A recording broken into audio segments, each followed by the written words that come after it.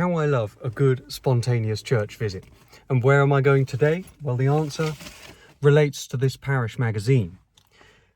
Janet Williams, who writes for this magazine, very kindly wrote a small article about me. So in return, I'm going to her parish to play the organ at one of her churches. I say play the organ, but there's no organ in the church. 2 St. Peter's churches in Stockbridge, which is a lovely town halfway between Salisbury and Winchester.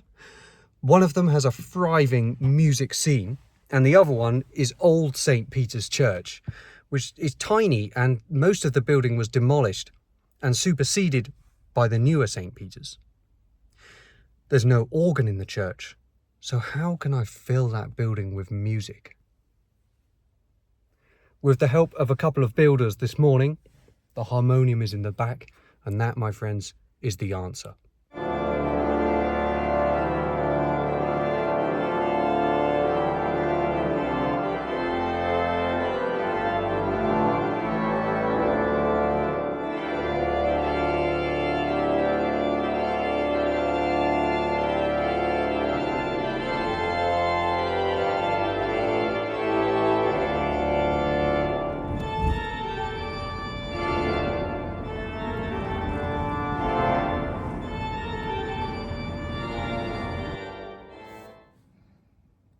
Is my nose seriously still sunburned? That felt really quick. I hope you got a good glimpse of the really pretty town of Stockbridge. You could just about see the spire of St. Peter's Church over in the centre of the town. This is quite a big fishing area as well on the River Test, Billy tells me. Anyway, here I am in the car park of the White Hart pub, which doubles up as my parking space for Old St. Peter's Church. I have a trolley in the back to lift the harmonium on. It wasn't bumping around at all on the way. It was sleeping sweetly as a baby because it's on a duvet. So let's see if it's all still in tune when I get inside the church.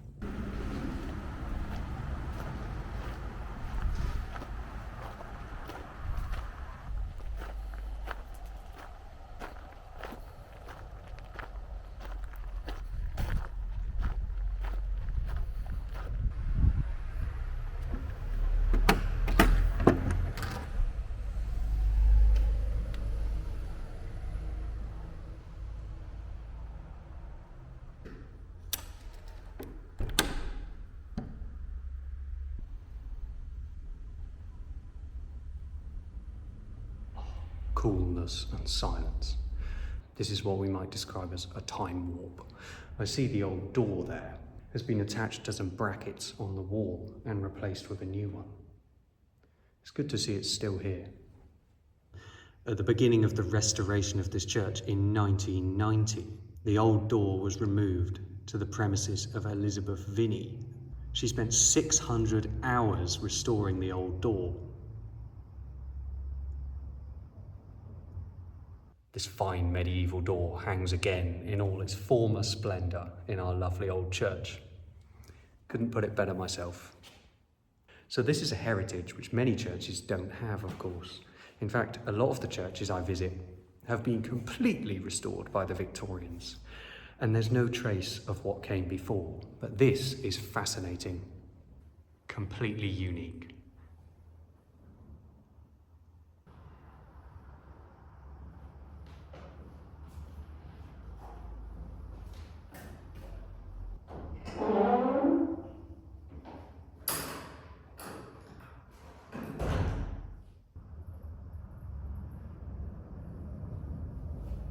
So we have light, and I'm safely inside the church with this organ. What you can hear straight away is that it has a good acoustic, just what I need. You know why this is so important to me? This is the first time I've taken the harmonium to a church, and what a church to take it to. Such a perfect destination. Do you remember why I acquired this harmonium in the first place? It was so I could take it to churches which don't have organs. And the question is, how will the harmonium sound in this acoustic? Well, there's only one way to find out.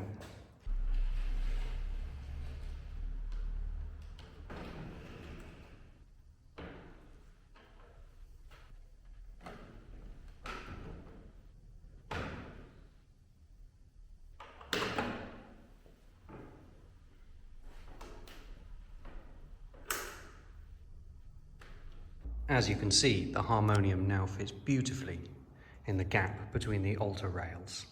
And I've got good leverage on the pedals because the seat is slightly higher than the organ. Perfect. I'm going to make a start because there's a road behind me, and as soon as we get to rush hour, you won't hear the beautiful serenity of this church anymore. So this is a piece which I composed for my last video at Sturt. It featured at the very end while I was reading the poem High Flight and showing you the drone footage of the church. This is a piece called Dreaming.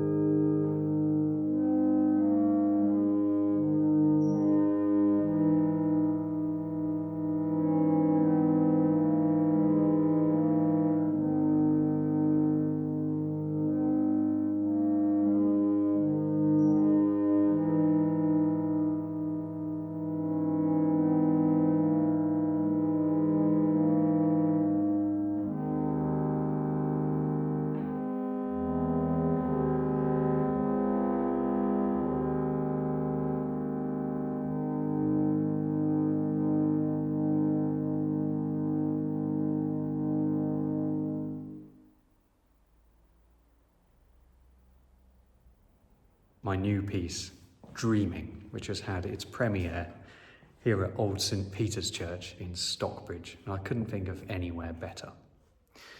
Now, I should read you a bit about the history of this church. Janet did tell me there was lots to say. Listen to this. The ancient church of St. Peter in Stockbridge was built in the 12th century. This remaining chancel was formed from part of a much earlier West Saxon independent chapel that's mentioned in the Domesday Book. There's a picture here of old St. Peter's Church in 1860 before the demolition. How sad. It says the church could seat 250 people, but it was very cold and damp. The vestry minutes during the early 18th century describe a church in decay, undergoing constant renovation. In 1861, the north aisle fell down and it wasn't replaced. And the same year, it was agreed to replace the old church with a new parish church on some land in the High Street. And then in 1867, it was proposed that the remaining chancel and fence be repaired and the building used as a mortuary chapel with one service per year held on St. Peter's Day. Wow.